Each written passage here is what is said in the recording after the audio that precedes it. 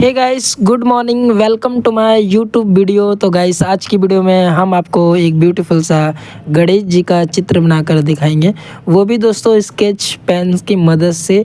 Only sketch pen का मैं use करके एक आपको एक ब्यूटीफुल सा गणेश जी का क्यूट सा बनाकर दिखाऊंगा। तो वीडियो पूरा एंड तक जरूर देखना। और दोस्तों, चैनल पे नए हो तो चैनल को सब्सक्राइब कर देना, ताकि दोस्तों आपको नई नई वीडियो की नोटिफिकेशन टाइम पर मिलती रहे। और दोस्तों, मैं शॉर्ट वीडियो डालता हूँ, जाके आप चेक कर सकते हो पॉपुलर वगैरह में, ठीक है। और दोस्तों, मेरे चैनल पे नया नया डेली वीडियो आते रहते हैं, तो प्लीज़ सपोर्ट करो, लाइक करो, चैनल को सब्सक्राइब करो, ठीक है गाइस। और इस वीडियो को म्यूजिक के साथ आप इंजॉय कर सकते हो।